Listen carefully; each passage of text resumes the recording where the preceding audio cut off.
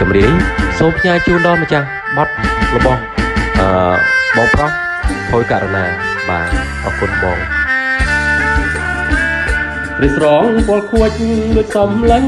ប្រឹងដល់គិតពីបង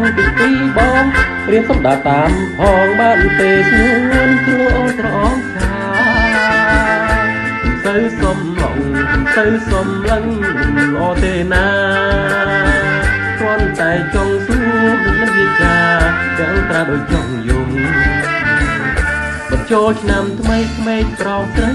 គ្រប់គ្នាគឺឡើងរួម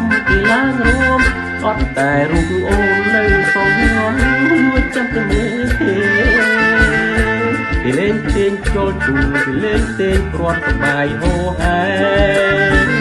ចំណែករូបអូនបែកផងទេសម្លឹងដល់តែបងណែអូនហេតុអ្វីទៅបានជាអូនមិនលេងសប្បាយជាមួយគេទៅមានរឿងអ្វីទៅថ្លៃប្រាប់មកកល្យាតែមានរឿងអ្វីទៅបើសួរប៉ុណ្ណឹងហើយក៏មិនឆ្លើយតែហេតុអ្វី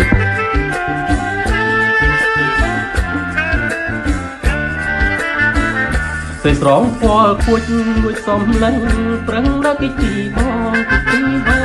រៀមសំដៅតាមផងបានគេឈឿនព្រោះស្រងចាទៅសំឡងទៅសំឡេងមិនឡទេណាគ្រាន់តែចង់សួរមិនវាចាយ៉ាងក្រៅដូចចង់យំបញ្ចូលឆ្នាំថ្មីក្មេងប្រុសស្រីរូបគ្នាគេឡើងរួមអត់តែរូបអូននៅសំមួយចាំតែមើលគេលេងជាគុំលេងគេគាត់ចាប់ដៃហូហែចំណែករូបអូនបែបខុសគេសម្លឹងតែបងបទចម្រៀងសូមញ៉ាំជូនដល់ម្ចាស់ដើមដែលធ្វើករណីបានគាត់មករៀបចំនឹងបទចម្រៀងរបស់នេះកែច្នៃក៏របស់គាត់ខ្ញុំតែទម្រួលបទភ្លេងក៏របស់បងធ្វើករណីគឺគួរឲ្យសុខភាពល្អ100ឆ្នាំព្រះភាសាណាបងអូនស្រីបង្កើតរបស់បងធ្វើករណីតែសម្រាប់ផងដែរអរគុណណាស់បញ្ចូលឆ្នាំថ្មីក្មេងប្រុសស្រីរូបគ្នាគេឡើង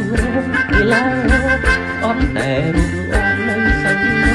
ព្រោះចាំតែមើលគេ